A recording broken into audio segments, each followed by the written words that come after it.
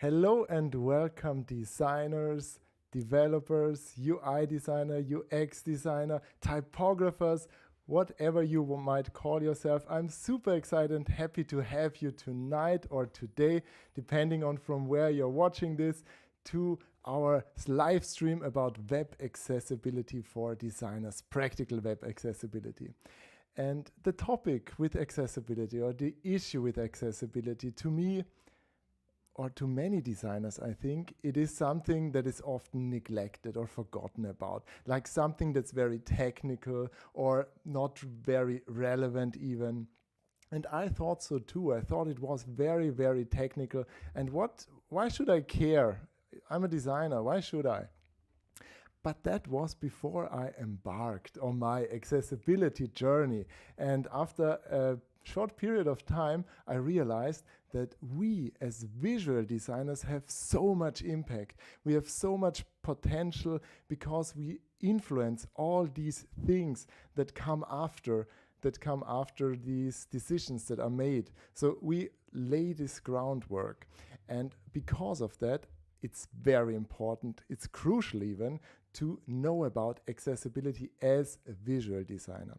But what is relevant here? Because there are a lot of technical things, but there are some conceptual and visual things that we should be aware of.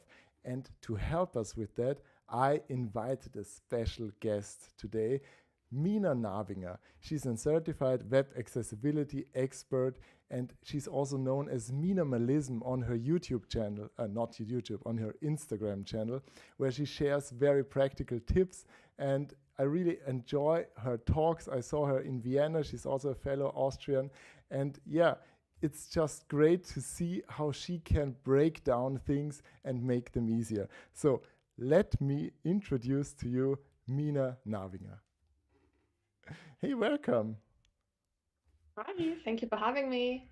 Oh, it's awesome to have you because there's something that people might not know about us because we already know each other from a long time ago, very long time ago, exactly 10 or 11 years even, when I was teaching at the school where you were educated as a graphic designer.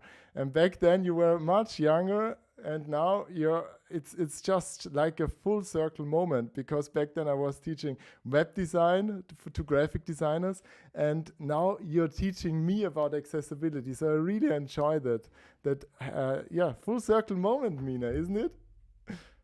It's a really fun moment, yeah. I love the It is. hilarious of it. That's great, yeah. So we have already some people in the chat that joined us. So if you're joining us, don't hesitate to write in the chat. This is an open conversation. There will be one part, though, that will be very, very exciting to me.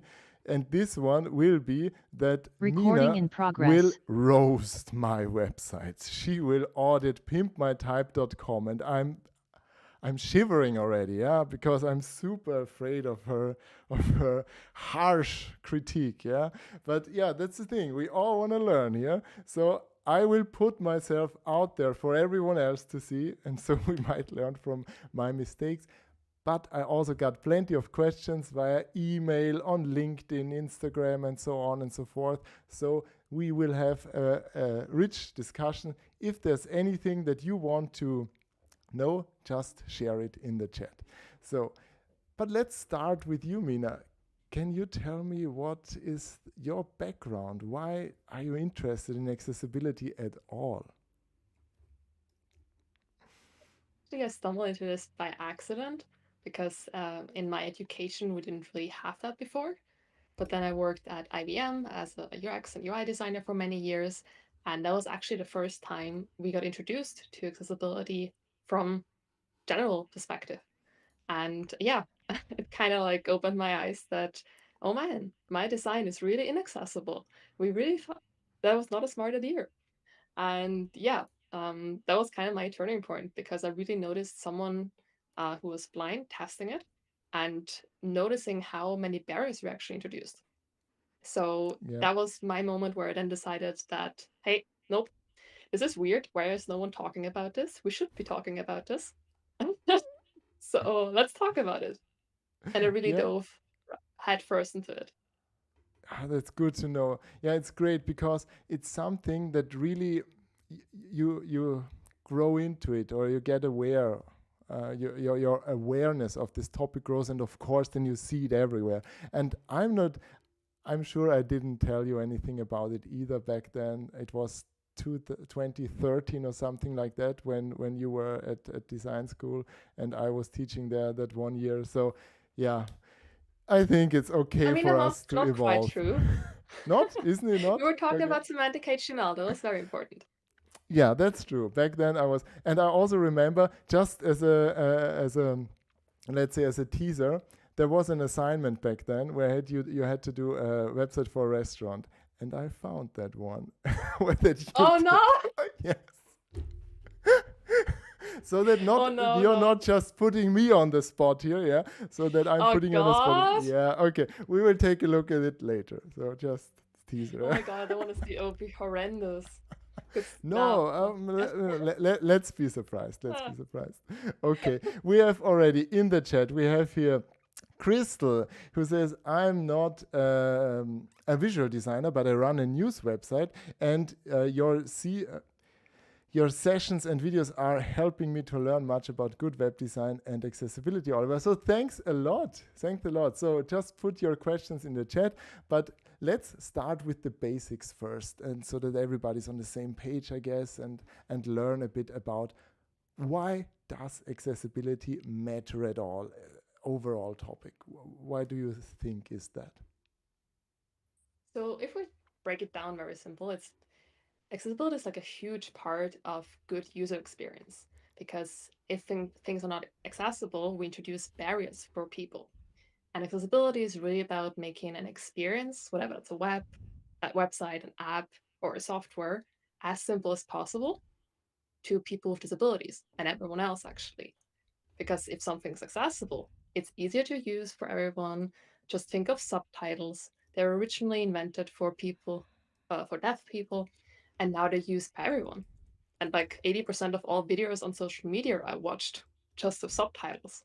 So there's a huge benefit by making a service accessible to a minority that gets then expanded to a majority. And that's really the beauty about accessibility. We're benefiting everyone. And also super important, every one of us is affected by disability at one point in your life, whether that's permanent or just a situation where you might not have your headphones in the metro, for example, but you still want to watch a video. So subtitles are super beneficial here. So it's really about ensuring that everyone, no matter their abilities or situation, can access your website or app. Yeah, as an overall concept, that makes total sense. It really makes total sense. But what I often hear or feel is for visual designers, it's not that easy to grasp because it seems very conceptual in a way, or very technical, as I said in the intro. So, why do you think it's relevant for visual designers even? So for visual designers, like they're super in charge of how things look and are perceived. So if we have a button that has a contrast that's very low, it makes it very hard to see, for example, outside when the sun is shining on the screen. Or if a person is colorblind and they can't differentiate between these two colors. And considering that many of the WCHG criteria, so the WebCon accessibility guidelines, are actually settled into design, the visual designers have like a huge impact on that. So basically everything we see needs to be translated into a semantic value as well. Mm. So Mm. button size, yeah. Yeah, makes sense. Since Yeah, I like that example that you gave us with the button in bright sunlight. Because I just remember back then when I was at design school, a student myself, there was this, and even in the early 2010s, there was this super minimalist trend. And everything should be super sleek and subtle, and you wouldn't even see the text or read the text. And it kind of carried over into these early 2010 years. And when I gave feedback to the design work of many students, there was tiny text in light or ultralight or something like that in light gray on white background. So it was illegible. You couldn't even read it, yeah. But it looked very cool, yeah. But then what's the point of it if nobody can see it? So yeah. Exactly. So if no one can read it, that was the purpose. And we as a designer were in charge of making sure that things look cool, but they're also useful. And I That's think true. you as a typographer, you 100% know that font picking, for example, and font size is like key to making sure something's visually editable. Yeah, yeah. Do you have an idea what issues or what problems are the or where are the biggest issues when it comes to visual design? We already covered contrast, so contrast was something. Is there a way to know which contrast is sufficient? Mm-hmm. Yeah, there's a certain criteria we need for which font size needs which contrast and also how you use it. But we don't have to memorize it and calculate this ourselves because it's gonna be difficult. So there are definitely color contrast checkers for us that do this job for us. And we just throw our color pairing in there and we get the output. If it's passing for a certain level, in our case, it would be double A standards. And then also if it passes for that certain font size, because there's a difference between small, normal text and also larger text. Okay, yeah. So that it depends on the font size, which contrast will pass. Yes, on the font size and also on if, for example, fonts that are bold and fonts that are bigger and bold, for example, they're just easier to see than a thin, normal sliced font. Yeah, So that has definitely an impact in what type of contrast you want to aim for. yeah. It feels like there's a lot of wiggle room still in there, since what defines a bold typeface? You could name anything bold and it might appear in a different way. Or what defines a certain size, since we know that typefaces appear different in sizes even though the technical size is the same, depending on the X height, the height of the lowercase characters. So I guess you still could sneak your way through it. Or uh, I learned a term which was, what was it? Was it malicious compliance? Something like that? Is it something like that? Do you know that? Yeah, it's something like that. Yeah, I don't use the term, so I don't know. But yeah, it sounds familiar. It's like, okay, I check the box. Technically, it's fine. It's okay. But it doesn't really make any sense at all. Yeah, it's unfortunately like if you see accessibility like as a checklist, you're quite easily fall into the case of, oh, it said so, so it must be true, but it didn't actually improve the experience sometimes, or it like just barely made it better. But we could have done so much more. So yeah, there's still some wiggle room sometimes, especially but with font sizes. what you said, if we see accessibility as a checklist, why isn't it a checklist? Good question. So in general, like the way I like to see accessibility is it's always this case of we want something to be 100% accessible. But that's just a really ambitious goal. And it's also the reality that sometimes that just doesn't happen because Okay. people use things differently, even if they use the same as the technologies, or things just develop and update. So it might just always improve. And just because you checked it once doesn't mean it's checked forever. So you need to really repeat that circle, and that's really important about accessibility. It's not just something you do at the end. It's really something you need to do from the beginning, moving on at every single step. Okay, so yeah, I get it. So that you do the design and then you go to your checklist and then you have to redo the work or change the work. So okay, so it makes sense to know about the most critical issues before or during the design process even. What would these issues then be like? What are your top issues with, or where do you see most problems when it comes to visual design specifically in accessibility? Mhm. So when it comes to visual design, we already mentioned important parts are definitely color contrast. It's still very, very common that this fails. we have touch targets. Like we need to ensure that clickable areas have a certain size, and they shouldn't be below a certain pixel amount. So because if a person has tremors, for example, or they're on the mobile devices, they could misclick. And in design in general, we want to avoid misclicks as much as possible. So that's definitely one of them. We have how do I communicate state? That could be hover, that could be focus, it could be pressed, that all of these states have the right color contrast, but also that Ah. each state is a bit looks visually different. And because let's take the focus state, for example. The focus state is the state that happens when I use the keyboard to navigate and focus an element. And if that's not visible, well, I wouldn't remove someone's cursor. So why would I remove someone's keyboard focus? So that's kind of the reference I give. So we want But to make sure it's visible. let me tie into that before we continue maybe on that list. But yeah, that's the thing that every designer starts with. It's like, the focus state, the default focus state in the browser are these delicate dotted lines around a link. And every designer is like, how can we disable this? It looks ugly. Okay. But actually, what you just said is like, if you only would rely on these tiny dotted lines, wouldn't this be insufficient? Even if you would remove It it? depends. Because, yeah? So it depends. You always need to manually check if the color contrast you're using works with the default frame and the default focus. However, we do want to make sure that the benefit of creating our own focus indicator is that it's brand compliant. For example, you on your side, you have a brand color that you can use. And that kind of gives you a bit of an edge of, hey, I want my brand to look like this. So it's still about verifying, and it gives you that additional bonus of making it even more visible.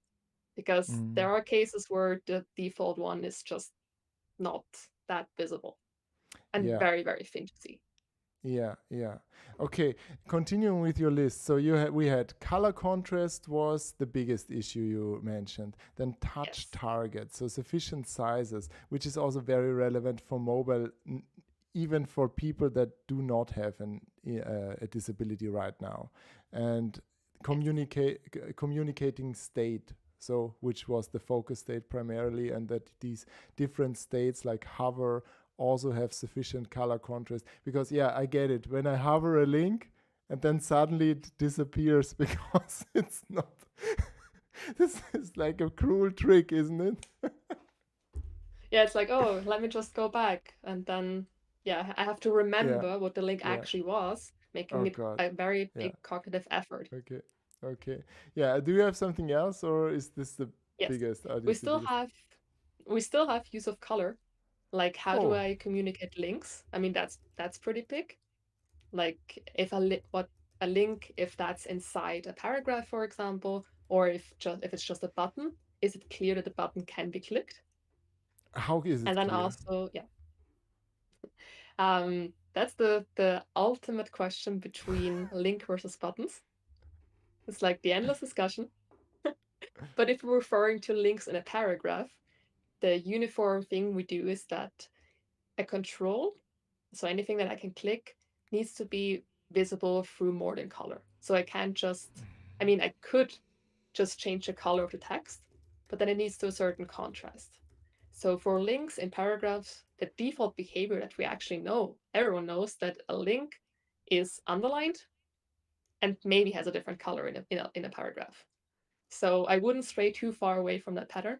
There are different ways you can do, but easiest way is still to underline a link and potentially change into an accessible color. Yeah, yeah, makes sense. Yeah, anything else except the use of color focus states and touch targets, color contrast? I think for now we're good. I'll probably show Yeah, the rest in the example. we will find something, I guess. Yeah, I'm sure we will. Okay, I just want to take a moment to say welcome and hello to who do we have here in the chat?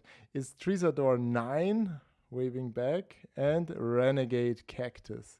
So brilliant names here, but you also can type in your brilliant questions. So I'm very, very happy to get some use this occasion to ask Mina about accessibility. So we have more people saying hello. Yes. So we have Damien, and then we have Satbir, and we have Julia. So hello, hello. You can also type in from where do you watch us. So we are. You're in. Where are you situated right now, Mina? In Vienna, Austria. Okay, yeah, I'm not far from you, so I'm a bit south Yeah. of Vienna. So yeah. We're the two weird German speakers speaking English right now. English. Yeah, all right, cool. So then we have another big topic, and the big topic here is the legal landscape, because as many people realized by now that in I think 1 year we have 1 year still left until digital products are or should be also to the broader public accessible. And maybe you could tell us a bit more about this in the European Union. But yeah, just what's the legal situation right now? So, good disclaimer, I'm not a lawyer, but I've read the text. Always. Always. So, in general, we have a new law coming into effect. It's derived from the European directive called the European Accessibility Act. And summarized, it basically means that every country has to put that into their national law. And for us, yeah, based in Austria and also like Germany, it doesn't matter. We have a certain situation now where every private institution, like every private company, whatever that's I don't know, a grocery store or electrician, we now are faced with the case that some websites, but also apps and also like physical products, also need to follow certain accessibility guidelines. Until now, this was only primarily referred to public institutions, but now the private sector is also affected. So that means that companies in a certain area and also with a certain amount of people that are like bigger than 10 employees in this case, or earn a certain amount of money. I think it's capped in Austria, it's capped at 2 million or something and yearly income. They need to follow these guidelines. So they need to follow a certain standard. And that's why the next year is going to be very interesting because it's going to go into effect in June 2025. And yes, there is a duration period and of a certain amount, but anything that's newly developed after that time, after June 2025, needs to be accessible from the get-go in these areas. Wow. Okay. So it's really a big change because it's not only affecting public services, which is already in place, I think, since 10 years or something like that. Yeah. Yeah, or yeah. yeah. A bit. A longer period of time, of course, yeah. But it's really every business there is or let's say you mentioned were certain thresholds and they might also be different for different countries. I mean, the threshold itself is the same. The Okay. the amount you pay if you don't do it, that's different. But in but in Germany, Germany and Austria in general, it's oriented towards consumers. The European Act is generally oriented towards consumers, so anything that's B2C. Okay. For example, e-commerce is gonna be hit very hard because that's just people buy products and they want to buy them in an accessible way. Yeah. B2B is probably gonna be that's gonna be interesting. But yeah, anyone who's B2C and has more than 10 employees or the yearly income, they're really gonna have to make sure and invest into that. And I think I love it. I know I love it because it's time that we actually put more pressure behind this. Yeah. Yeah, that's true because yeah, as we discussed before it's the right thing to do. It makes your design more durable. it makes your design more stable, or and yeah, and when it's the law, you also have another reason why you need to do it, or you should be more aware of it. So of course you enjoy that. We have some people writing us from, who have we have hello Eric, hello from hello to New Orleans. Then we have some questions also coming in. Crystal Knapp is writing us from Princeton, New Jersey. Nice. So let's start with a question here from Adam before we, just to everybody who joined later, Mina will later roast my site. So she will take a look at pinmytype.com and tell me what I did wrong. So we stay for that.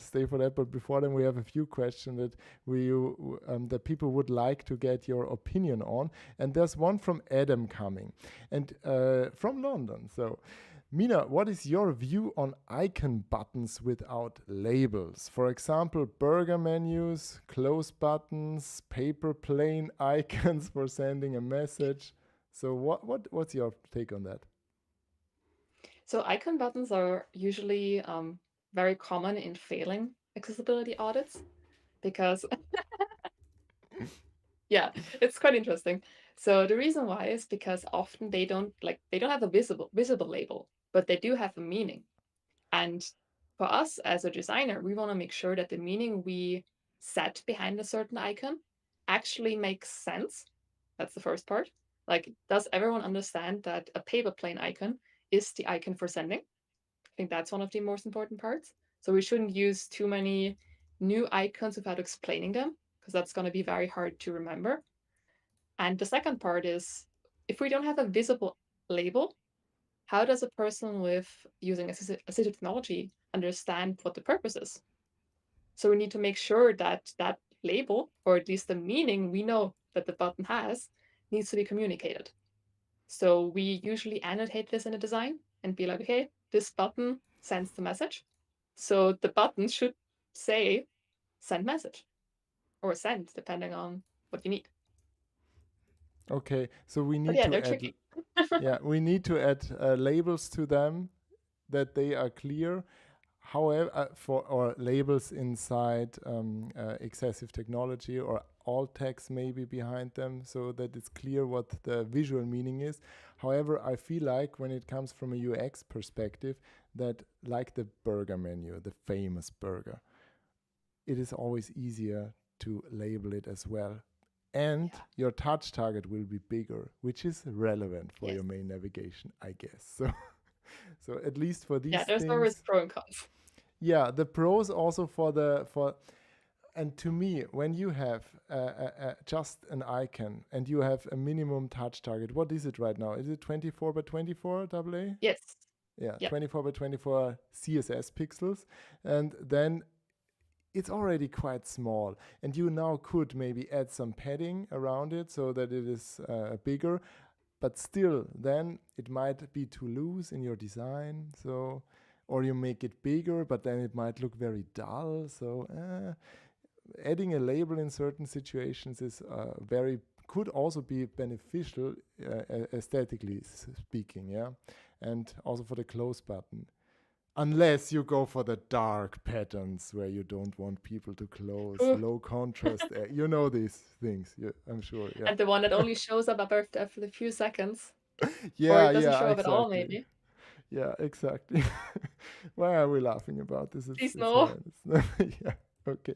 Hi Ryan. Hi to London. So just want to say hello. Another question came from Crystal Knapp, which is I was wondering about moving images, GIFs or pop outs. A friend tells me they are difficult for her to see on a website, in the sense that they make her feel a little dizzy. So nausea or motion sickness or something like that. What do you think about these moving graphics or animations? I totally. Mhm. I mean, there are certain guidelines to that criteria as well. So we do want to avoid blinking content. Very similar, because blinking content may trigger an episode in people with epilepsy, for example. But I also have many friends with ADHD or that are autistic that are just affected by moving content. So in the criteria itself, it is written that any animated GIF, video, etc., or autoplay content needs to be able to be stopped or paused or even hidden. So because they lead to distractions and they lead to people feeling uncomfortable or maybe even have negative side effects. There's also this case of parallax scrolling. There was a case where parallax scrolling tends to make people feel very dizzy, and they get motion sickness. So those are like very important to take note of. And yeah, my preference is always don't use autoplay for anything. Because if you Okay. don't know how you can stop it, it's going to be very hard. Yeah, it's hard to the thing is emotion always draws attention because I think we're primed to that. If something's moving, we're drawn to it. And if it just appears and then it's gone, it's okay, I guess. But I'm not sure if it's against guidelines or something like that. But if it's a continuous animation, you need to be able to stop it, as you just said. It's required. Yes. Okay. So What about anything that's moving continuously. loading animations? Just comes up to mind. Difficult. Difficult. Okay. Yeah. I wouldn't classify this, honestly, at least Yeah. personally, because they're gone quite quickly, usually. Yeah. And if it's just a spinner, that's also way different than having a big video on screen. Yeah. Yeah. And you That's can still make sure that these have lower reduced motion. Sorry, yeah. lower motion. Yeah. Okay. Okay. We have another question by Satbir from Canada. Hi. And he asks, can we more discuss about links in paragraphs, how they can be better differentiated from plain text? And so that we do not miss our on touch targets. What are your thoughts on that? We already touched it quite a bit when it came to color contrast or use of color. You said to differentiate Yes. only by So color. Yeah. yeah, we want to make sure you don't, if you only use a color, you need to make sure that that color has a 3:1 contrast ratio to the adjacent text. So it's very clear that this is the color. There are not a lot of colors that actually fit that criteria. So I think the WCHG made a list of all the possible colors. And there's a reason why many of the common links are blue due to that reason. But the preference way is just underline the link. You can even add a color, but underlining is the best way to do at least, and anything else is a bonus. You may even change the background color. And when it comes to sizing, links in paragraphs are exempt from that rule. Yeah, so we don't have to worry too much about that because it's rarely the case that we have two links super close to each other.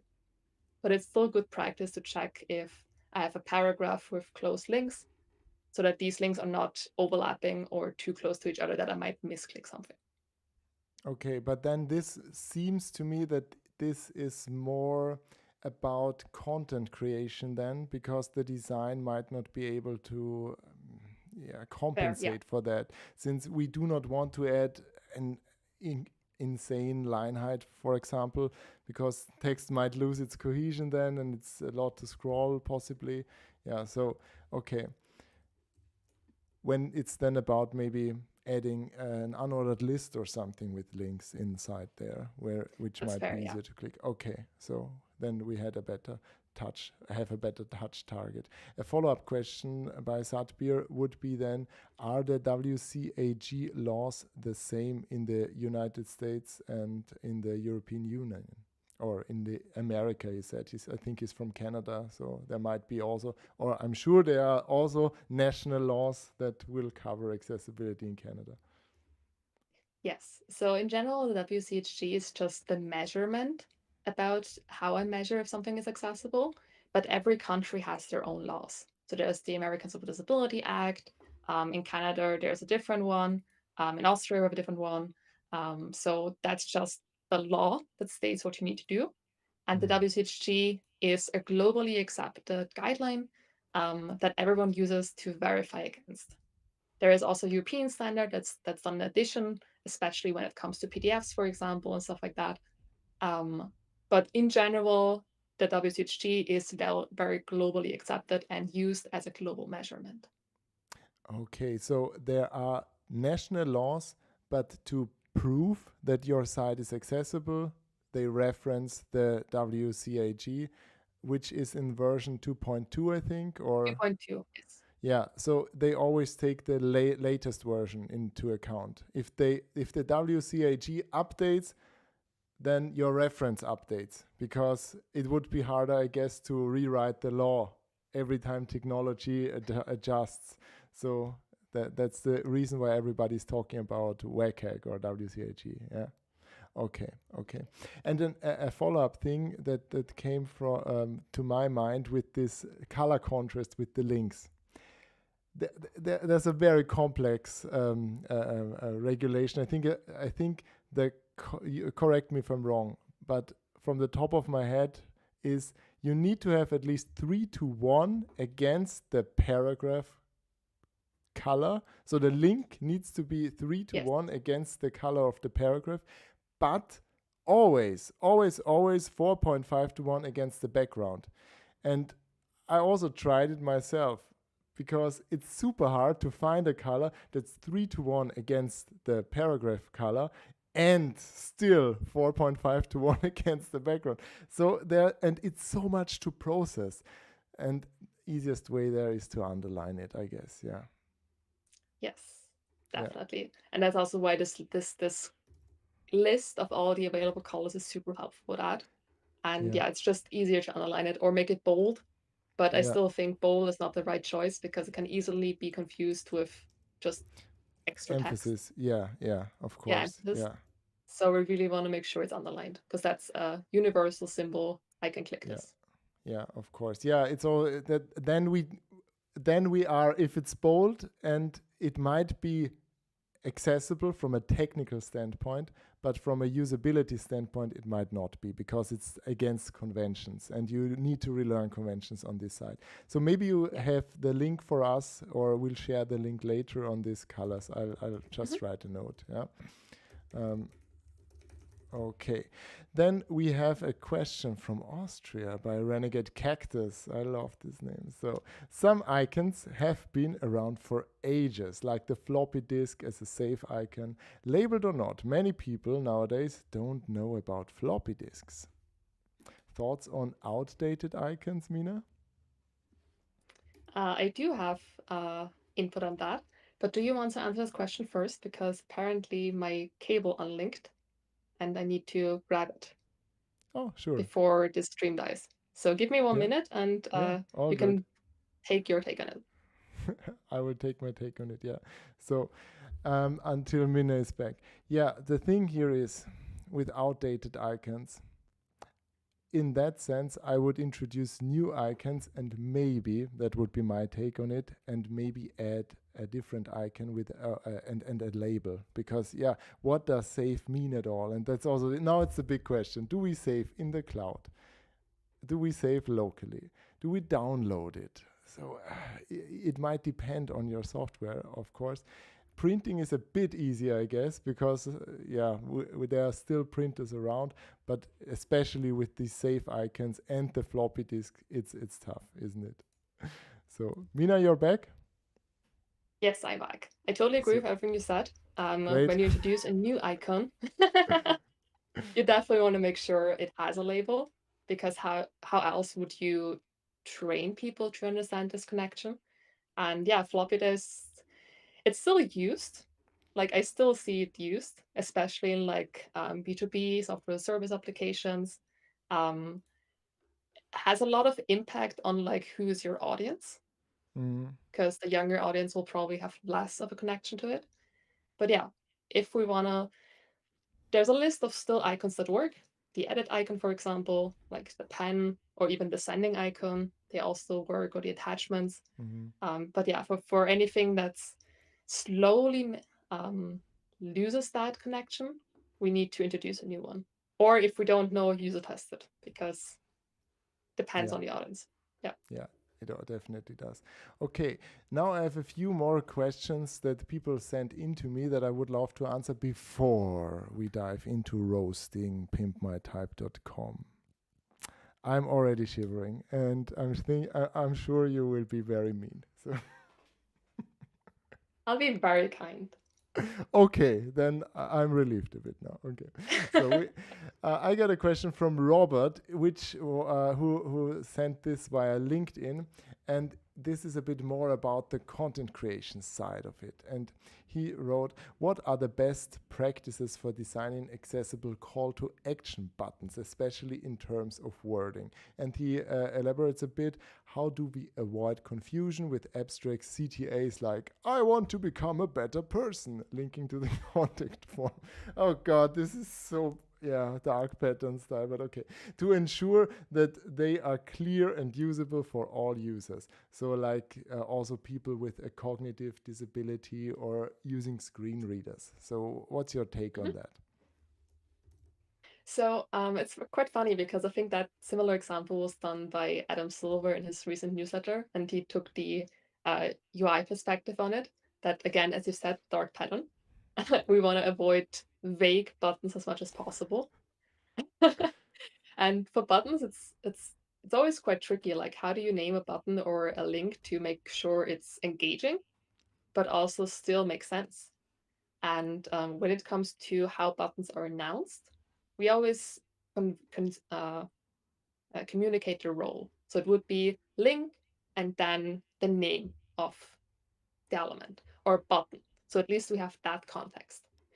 But my preference is always like it needs to be clear. So just having something like read more only makes sense in context. But a lot of these elements are viewed out of context. Because if I list out all actions on the page and every one of them is called read more, it's going to be tedious going back, understanding the context, and then continuing. Just makes it a bit more time consuming and exhausting. And for how do we phrase them in general is actionable in the sense of using verbs. So my preference is we start with a verb. We don't use this vagueness of I want to be a better designer, because that can be the headline. But join the course or join the newsletter would be the call to action, because that's actually what I want.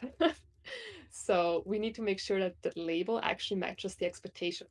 Because I want to be a better designer doesn't tell me what happens. Do I go to the newsletter? Do I go to course? Is it a website? I don't know. So it's really making sure that we know what happens before I even click it. And that's the important part. Yeah, that's a good take on it. Yeah, makes it very practical. Yeah. All right. Then we have a question from Julia who sent in via email. How much is needed when it comes to accessibility? How much is needed and how much is nice to have? Oh, dangerous question. Dangerous question. So, if we're going by what's the best choice for the most people and also the best choice legally, you want to make sure that you hit the AA standard for WCHG guidelines. Anything below is an improvement, but it's not helpful completely.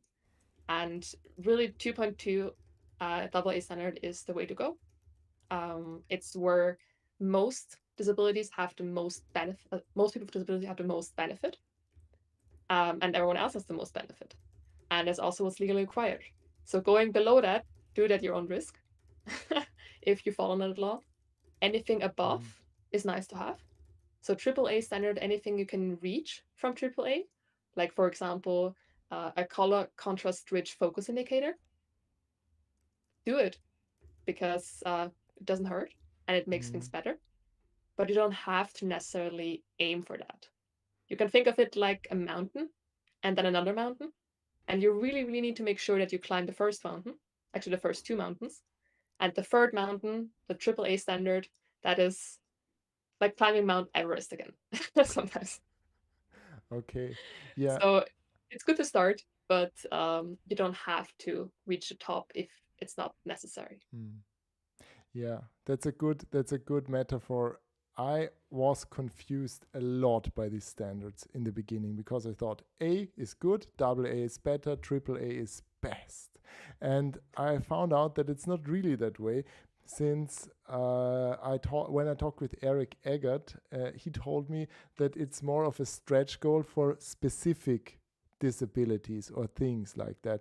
When I Yes. did a design for the Association for the Blind in Salzburg, state in Austria, they, of course, we targeted AAA color contrast, but we didn't target sign language. So it didn't make sense in that point. But if your audience, or you know that your audience are a lot of people that have a hearing disability and they might speak sign language, then you could add that, and which would be a AAA standard, for example, what I found out. Yes. So it is more specific, he told me, for certain things, and they also, what was surprising me, contradict themselves, the AAA standards at a certain point. So you can never reach AAA for everything, but you need to for AA.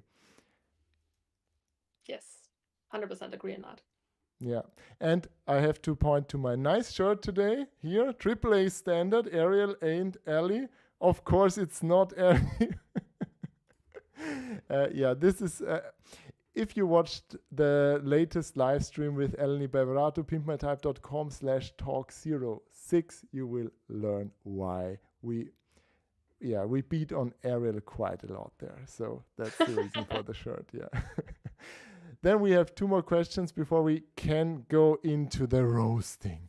So one is from, or they are both from Ashley, and she wrote me on, she commented on my website, how can we balance accessibility with aesthetic requirements so the websites still look beautiful or for high-end clients? It's actually one of the most common misconceptions about accessible design. And I'm looking at Ryan and Adam because they're my partners in this. It's like we all try to push that accessibility is beautiful, and you can 100% make sure that your design passes guidelines and also is pretty and also is functional. Just looking at your own website, yours is super pretty and it's still mostly accessible. So it's really a misconception, and a lot of accessibility is also in the background. Like it's a lot about semantics and how things are built and also how they're named, for example. And there's only a few things that relate to contrast, of course, and also about moving elements. And I think that's really where we need to accept sometimes that just because something looks cool doesn't mean it's functional, or that it's actually pretty and functional. So accessibility can definitely be pretty and beautiful. So it's a misconception we're really hoping to break, because we need more designers focusing on accessible and inclusive design. And I personally experienced the biggest flaws with little or the missing contrast, or the color contrast of text is not sufficient. And if you think that's pretty, that it's it always depends. Like if it's, you just need to watch it in the bright sunlight, and it will not be as pretty anymore. And there's also the thing with dark mode. Should everything be high contrast dark mode? No, it should not, because dark mode is horrible to read in bright sunlight. So of course light mode is better there. So it's not always about making it super harsh and brutal and clumsy or something like that. You can also make this in an elegant way. Just be creative, because we as creatives can be very creative, I guess. And I love what you said when it comes to it's not always so harsh. Nothing is just black and white. Like it doesn't mean that it's really more about providing options and also making things flexible. Because if we're real, some people might not view the design as you actually designed it. People will adjust the line height. I know, Oliver. They will adjust the colors. They will adjust yeah, there's their scheme. They have like a dark reader on their browser extension. So just because we think this is how it looks on their end, it actually may not be that way. So it's really about supporting their needs and making sure it's done in a reasonable way. Yeah. Yeah, that's true. And we have definitely things to consider, and people will always override these rules if they need to, because that's also something I learned. It's a minimum. It's not ideal for everyone. It's not designing for everyone. We can never design for everyone. People after a certain point of disabilities or a certain degree, you need assistive technology, and then you need to have the technical foundation that you can use this technology. And the other question from Ashley was, how should we be setting our screen resolution on our computers so that text appears at suitable size for accessibility requirements?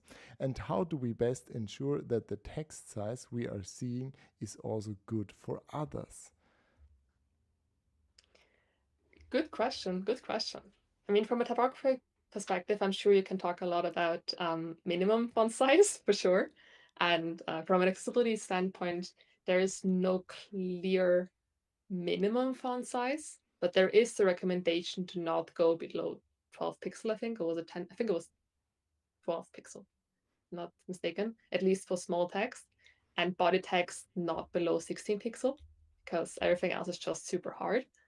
The most important thing for this is that in this age, font scales, and we build systems in a way that font scales, the look and feel scales with the size.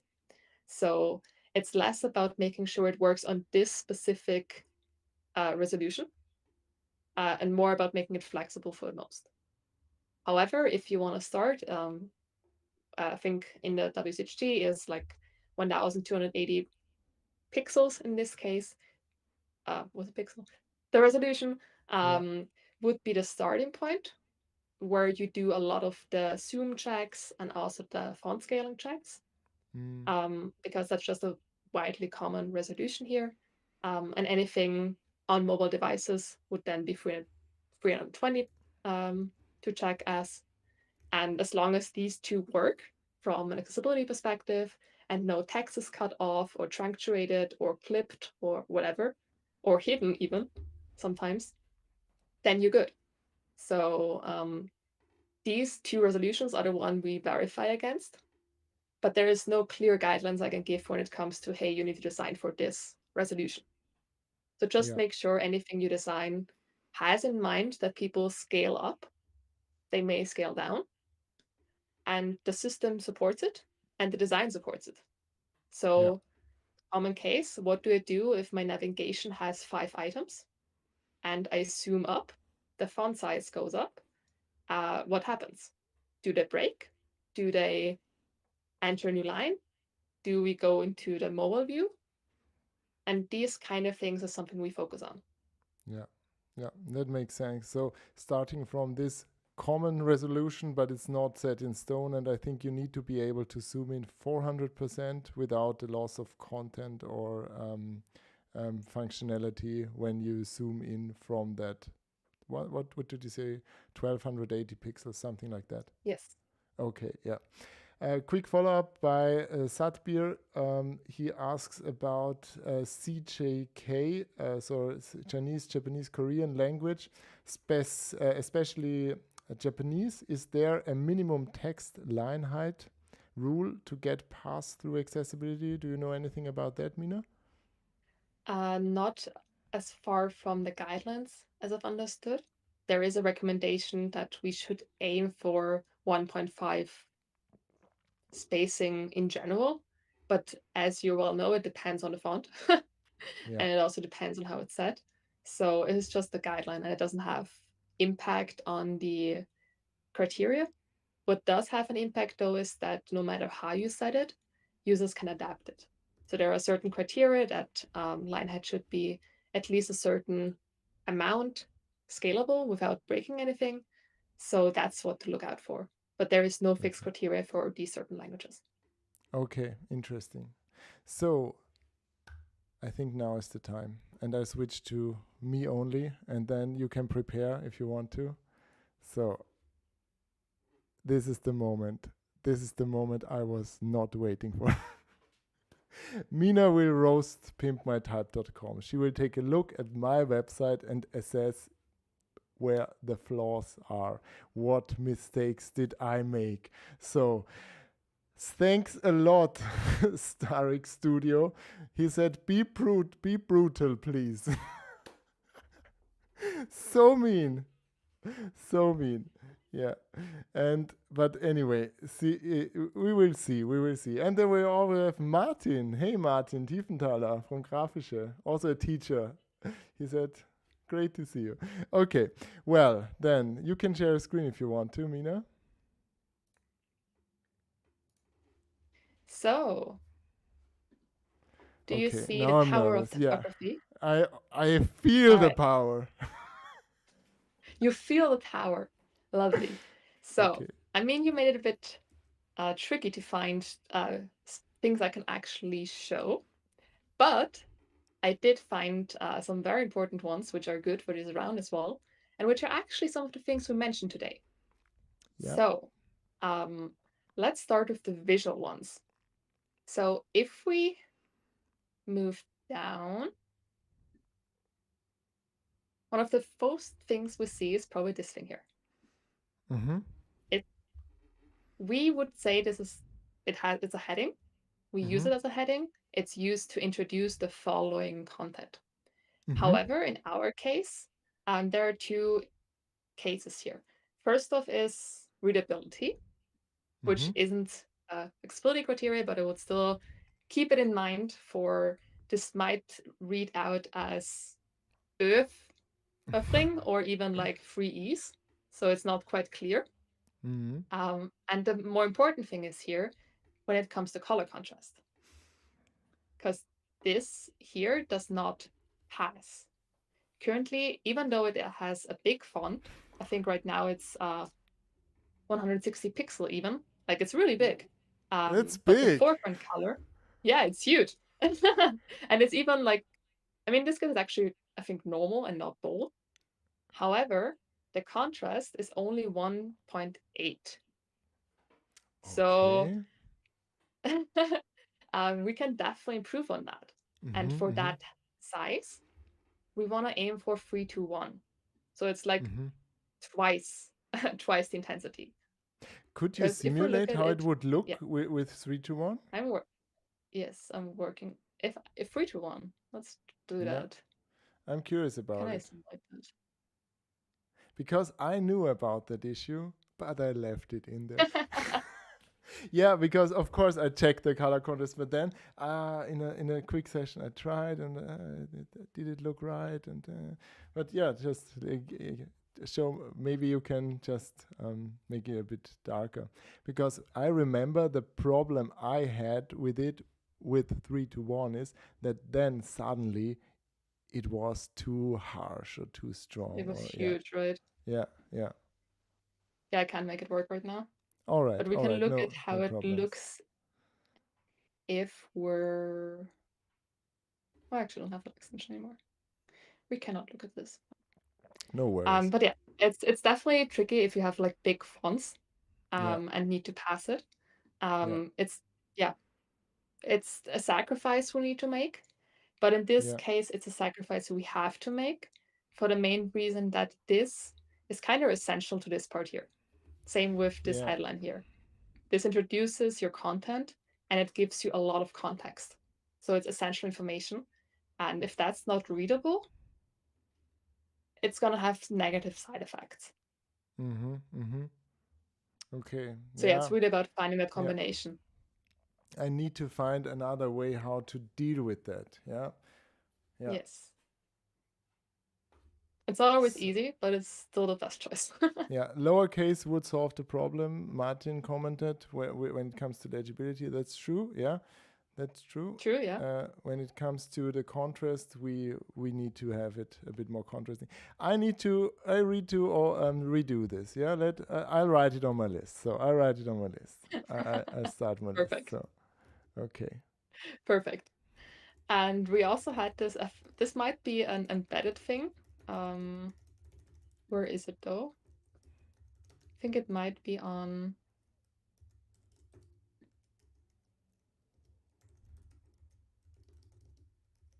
Where's the Patreon embed? Yeah. Because that also oh, there you go. Yeah. This is probably an embed, I think. Yeah. Yeah. But we can see here that the color contrast is Yeah. not great. We can Yeah. It probably doesn't. not Yeah. change this, but It's. yeah, I it's can change it. definitely. I can. I think it's an error I made. But yeah, great that you Oh, pointed out. Yeah. No. No. That's true. Yeah. And we also have the issue with the section headings there. Yeah. yes. Okay. Mm-hmm. And you don't have a lot of visual errors, to be honest.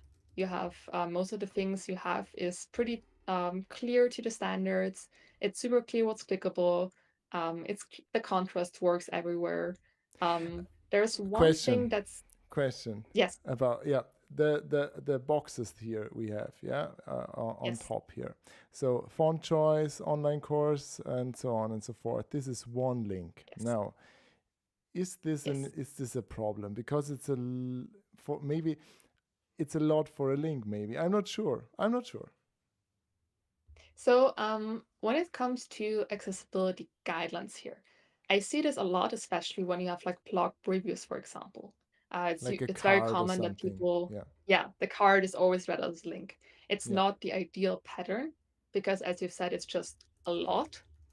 Um, and in this case, the UI fonts checklist would actually probably Mm-hmm. be more important than the font choice, but it's still read out in different order, at least in this case here. So if we can, we want to make sure that the primary headings, like the UI fonts checklist, is the link, and we adapt or modify the link so it fits the whole clickable area. Uh-huh. But technically speaking, only the UI fonts checklist would be the link. Mm-hmm. In this case, I think it's okay because you don't have a lot of text. If you have time to adapt it, do it because it's just better. It's just better to read. Yeah. For a But screen yeah, reader. it's not a failure. Yeah, Yeah. Okay. exactly. Okay. Okay. Thanks. And this one doesn't have the issue because you have a separate link here. Yeah. So it only applies to cards where the whole tile is a link. Yeah. Yeah. True. Yeah. And now you could say it might be a bit inconsistent since the cards on top are clickable as a whole, and now the parts below is only clickable in a way that it's through the link. Yeah. But I Yes, from tried a to UX add read standpoint, the yes. font review. So I saw it, yeah. yeah, that's good. I mean, the link itself is good. Um, the read the font review, it would be a bit of a if you have multiple blocks and everyone Mm-hmm. would have to link read the font review, Yeah, true, we have the true. topic of context again. It would still pass for AA standards because the context from the heading is there, and also the link right now is in the paragraph. So we have that semantic content. However, Mm-hmm. if we wouldn't have that, we would have to really make sure it says read the line font review, for example, or Yeah, yeah. uh, a very descriptive one. Or But that, yeah, but that what's would the work. yeah, I could add it. So I could to read the line seed font review, something like that. And it's not that's such a true, big of a deal. Yeah, I could take this but you don't from the have title. to. Yeah. Okay, I don't have to. Because Okay. the thing is, right now you have three links linking to the same thing. That's You have the yeah, heading, yeah.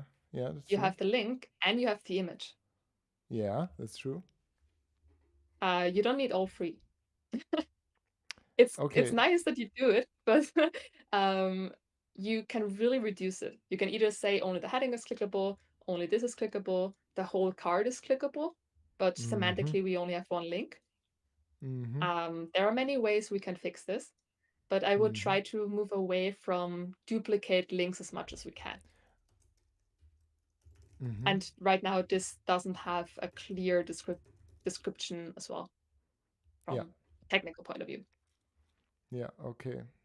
Yeah. What happens when I go there? Do I have an alt tag? So I'm not sure. you do have one, and it's called Thumbnail. line seed is a friendly, clear, and multi-script.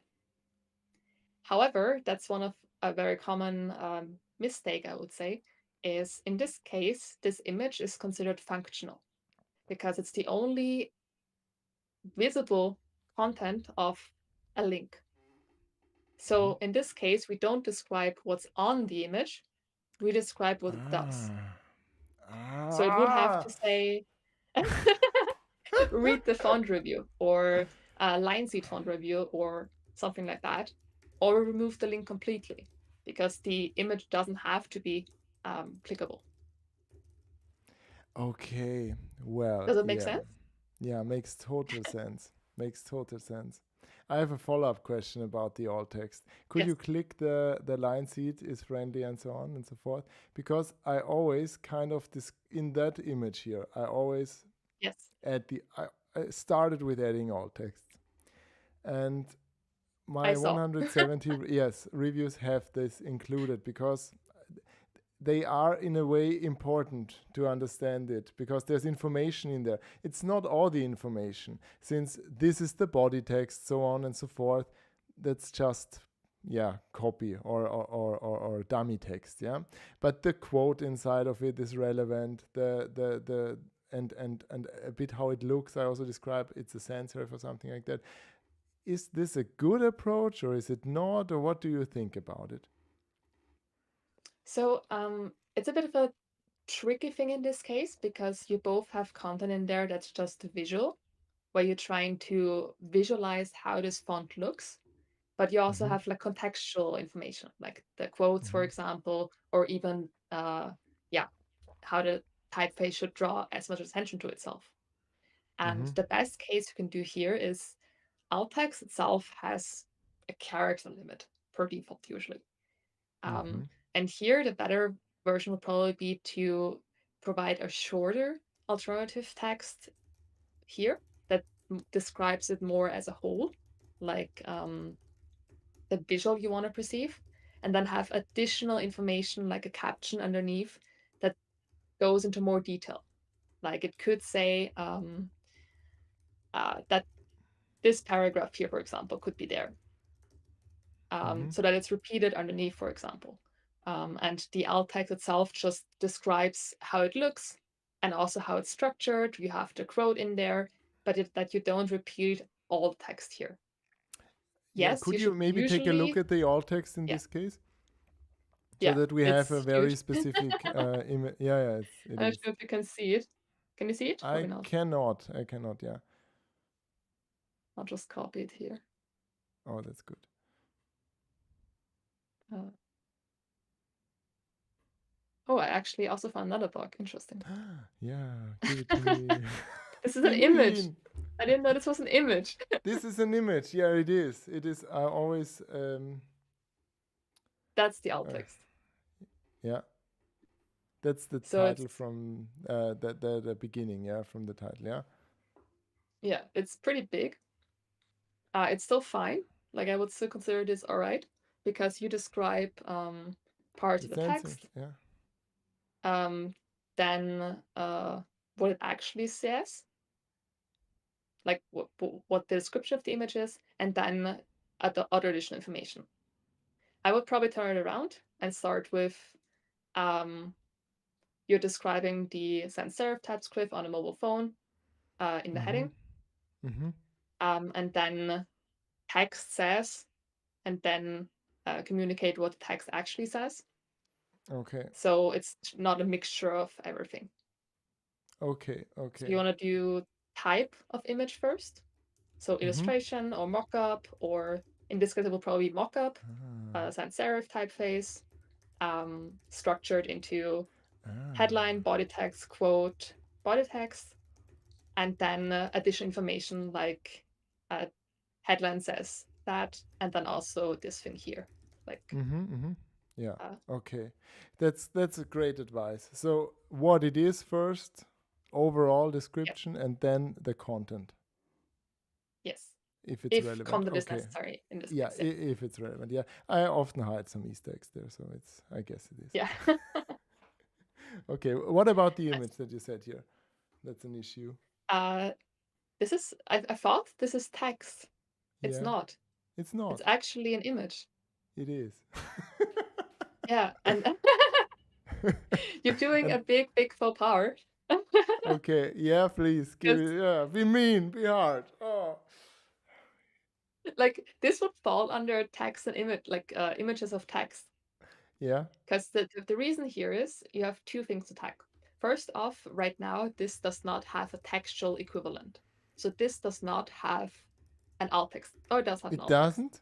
Line CH pref. It does. No, Oh, mind, it does. okay. Oh, okay. It does. Oh, Whew, at least one yeah, part done. yeah. But images of text do not scale. Really? You cannot modify like the Zoom. text. I mean, the image might scale. I didn't try that. I guess But in it does. Yeah. general, if you update the base font to scale everything up, this might not scale with them. Okay. Which in this case, it's a heading, so we might make an exception.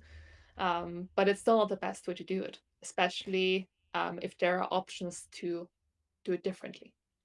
So go to another typeface, for example. Go into Font Friday and let's, yeah, exactly. And maybe for Ojuju or something, that one. Okay. So just to be a bit clear about this, the reason why I did this and used an image is because I do not or cannot, and I should not, I guess, always upload that. I wanted to write it in the typeface and or show it in a typeface in that sense, and that's the reason why it's an image. But this does not pass because it is an image of text. I mean, yes, there might be an exception when it comes to how it's used and also why you're using it.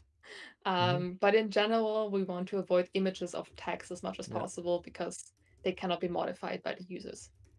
Okay, yeah, I get that, yeah. So to make sure that this is accessible still, I need to see, maybe I set it in RAM, the size of the image or something like that. I'm not sure about it. So if you zoom in, try it for now, maybe. Yeah, if it scales up. I think it does. At least a bit. No, it doesn't really. No, it doesn't really. So yeah, I see. Okay, I need to. So I could, in that sense, I could make sure that it also scales when I zoom, because this is the problem when it's not when it's not text and I zoom in and it doesn't scale. And it's an SVG, so it should scale seamlessly, everything good, and so on and so forth. But it's not. Yeah. Is it? Interesting. Oh yeah, it is. Yeah. Yeah. Okay. So making it zoomable would be an option, because technically speaking, I will not be able to provide text here. However, and that's fine. Yeah. So there might be an exception for that, but thanks for the input. All right. Yeah. All right. This is a very interesting content question. Yes. Because how do you think this is announced? Like, if we're like, our ideal case, the way I see it, is that it says it's best used for headings. Yes. Don't use it for long reading text, and don't use it for user interfaces text. Right. But the heading says best for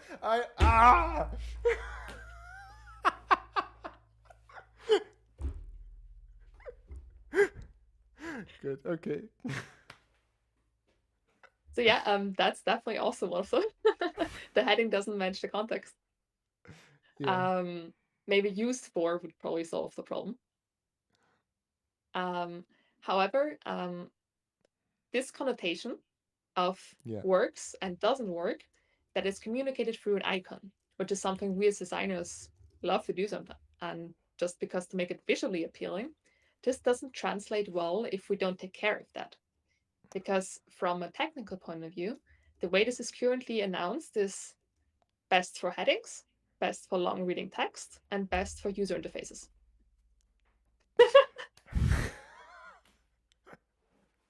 I agree. So, I agree. um, Yeah. Okay. because the reason why is that this SVG here is inserted as a background image in this case, Yeah. but it doesn't have the meaning. Like the meaning, don't use it, is not used as the description of this icon. So in our Mm-hmm. case, there is no description. So we are misunderstanding the content then. Yeah. Yeah. So I would need to add an area label or something like that that says for the check mark, use it for, and then for the cross, something like don't use it for. Yes. So the Mm. meaning you want these icons to have, you need to communicate. However you do Mm-hmm. that. Okay. And would an area label be something working for that? Or It depends on how it's implemented.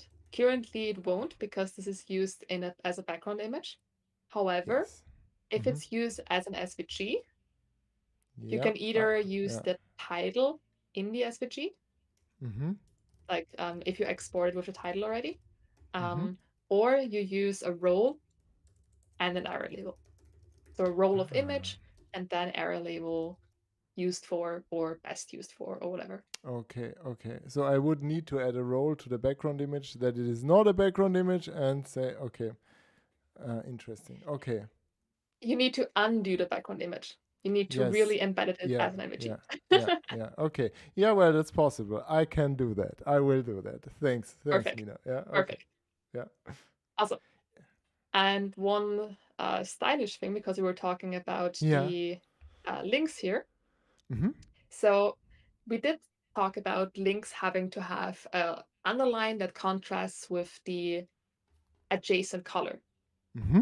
In this case, we have a special case where the underline is the only way to communicate the clickable area. Mm-hmm.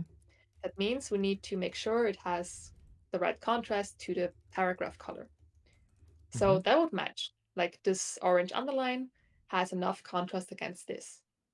Mm-hmm. It does not have enough contrast against the gray one. Because Mm. against the gray one, we have what did I say? I think it was like 2 point something. 2 point something sounds good. Yeah, What it's we just need 3-1, don't we? 2.39 was the contrast to the background. Okay. Yeah. So it's like kind of like we can definitely improve on that. And Okay. you actually have a color available. You have this hover color, Yeah. which doesn't look like it, but it's slightly darker and slightly more reddish. Okay. So if I And this would used work.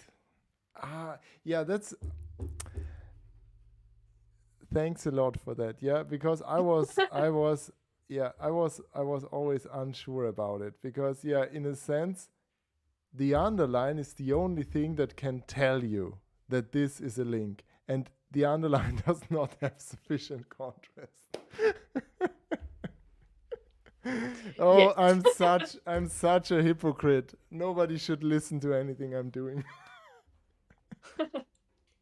Okay, great. So Thanks. yeah, Mm, you can even improve it if you just if you also yeah. do the text color. So that's Yeah. really up to you. But Mm-hmm. the underline would be great. And the Okay. same thing here. Like look at that color. Yeah. Oh, yeah. Okay. Yeah. Sure. Yeah. This is just yeah. I'll make it white. Just yeah. Okay. Yeah. Mm-hmm. I mean, this would probably still pass because context, but this does not. Yeah. No, this does not. So No. white would be good. White Yeah. would be good. Yeah. I get it. Okay. Nice. Mm-hmm. Cool. Anything All right. else? And label wise, we're talking about what if we have an icon next to a Yeah. label? Mm-hmm. And usually, what fails is if you only have social media icons where the icon doesn't have a label. In Yes. this case, it's a bit of a special case because you have the icon and the label. Damn it. But, Okay. Yeah. I know what you're but, going for. I know what you're going for. Okay. okay, do Continue. share, Yeah. do share, do share, No. No. I do share. think What's the issue? I think, okay, now knowing what I know from our conversation from before, Mm-hmm. in this case, the label or the icon communicates the network, but it might not Yes. communicate it as an alt tag or something. Yes. Okay. 100% correct. Come Because on. Okay. currently you Yeah. only have pimp my type or pimp my Yeah. type squished together. But Yeah. what does it Yeah. mean? What does it mean? Yeah. Okay. That's great. Okay. So it's all good. That's easy to fix. It's very simple to Yeah. do. Yeah. And it has a very big benefit. Yeah. It has. Because then Yeah. people Okay. can actually tell which social media platform they're following you on. Yeah. Except for email. Very That's important. good. I get. Yeah. So. Except for email, yeah. Yeah. That's correct. Yeah. Okay. Nice. And one breaking thing, the rest is this one here.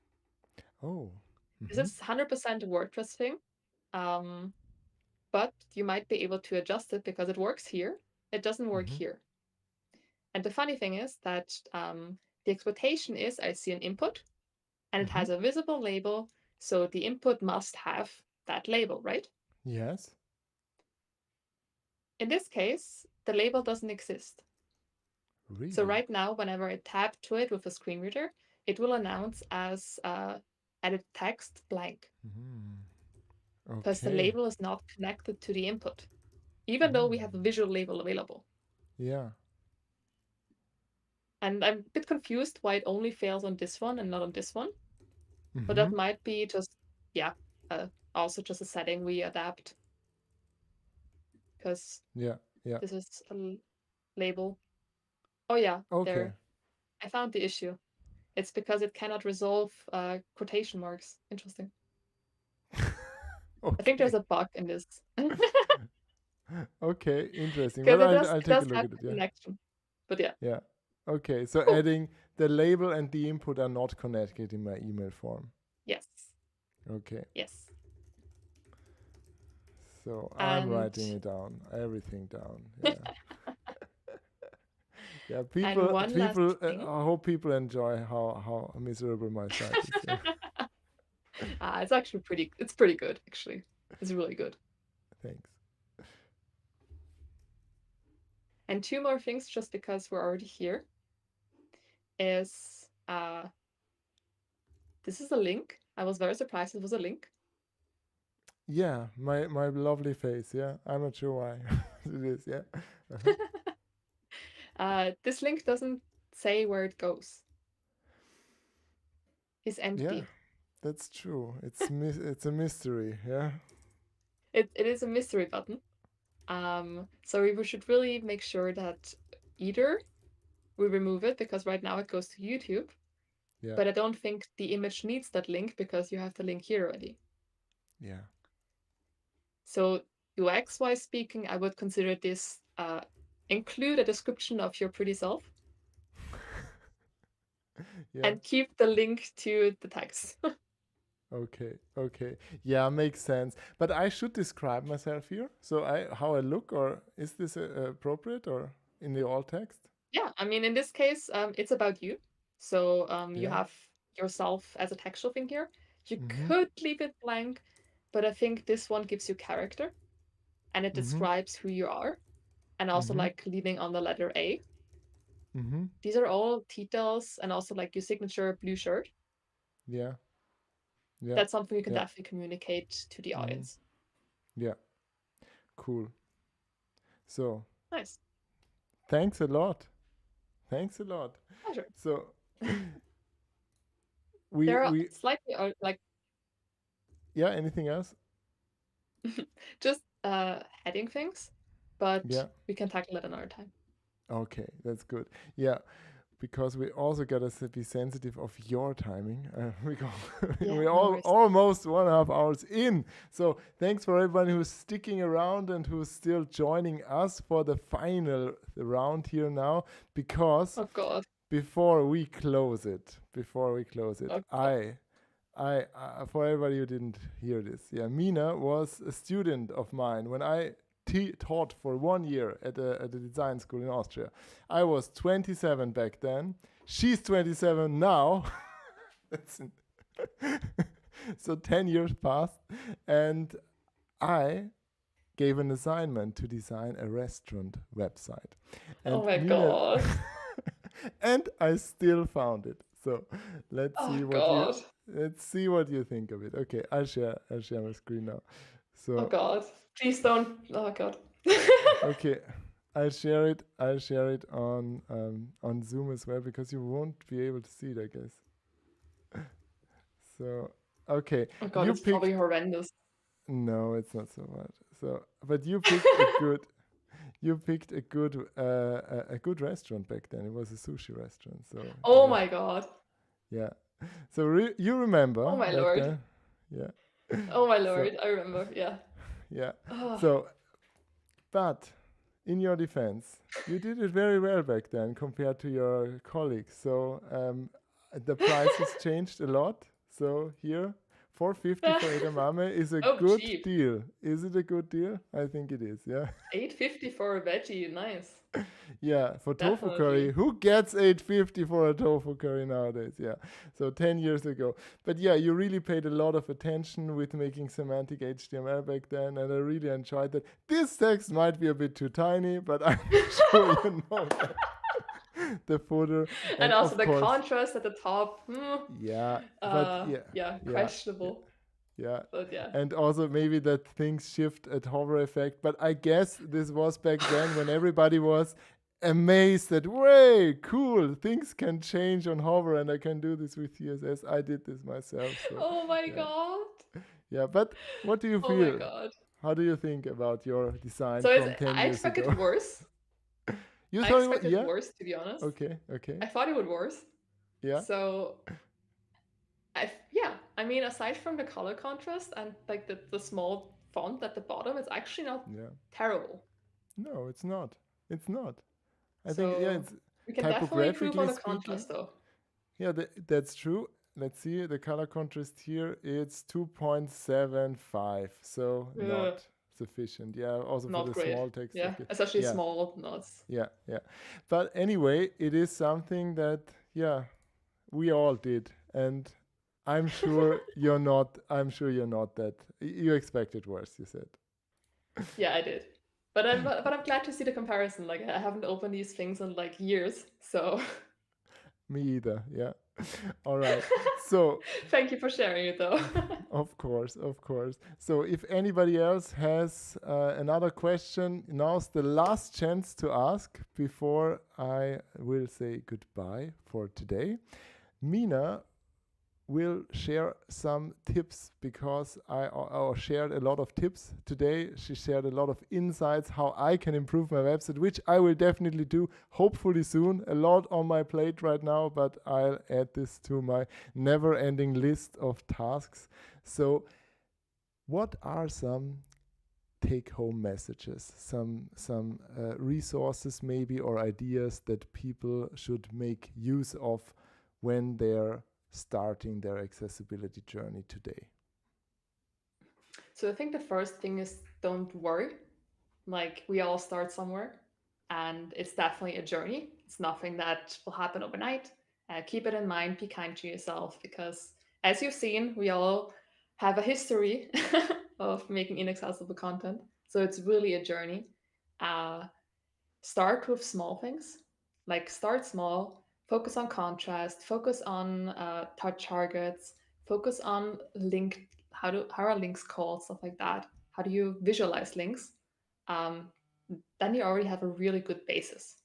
And then you can slowly increase your know-how of what you actually need, and also compare it with what your capabilities are. Because we've said some of it is technical, and just verify until when can you do checks, and when would you need something additional to be done. And if you need resources, there are great free resources out there. I think what I always love people to do is understand why people need it and also why it's important. There's a great YouTube playlist called From Tetralogical, which is basically about how people with different disabilities navigate with assistive technologies. And it's really one of the playlists I showed them, like, hey, this is why. And it really strengthens the understanding. Or the W3C web stories. stories of web users, that was the case, where they Mm-hmm. basically describe the barriers people face. It might be an older person, it might be a person with ADHD, or a person with dyslexia, and it really creates empathy. And that's what we need when we design. We need empathy. So get those resources, and then starting from there, you can hit up the Microsoft Inclusive Design Toolkit. It's a great resource to start. Mm-hmm. And of course, we will provide links to all of these things. I will hit you up later so you can Yes. send them over, and then I will share them in the upcoming summary of our conversation today. So, Mina, it was an honor. It was a joy. A lot of people said thank you already. So, I got thanks from Christian, who said it was great. Also from the cactus, from the renegade cactus. Then we have great likes from Envisionaire Inc., Christian again, and Martin. So thank you for joining tonight, and thanks for everything you shared with us, Mina. And well, I'm just saying goodbye, good night. You probably will say good night too. Yes, I will. Thank you very much for having me, and thank you for everyone who was watching. Of course. It was fun. It was definitely fun. So, thanks a lot for joining us tonight, and I see you in the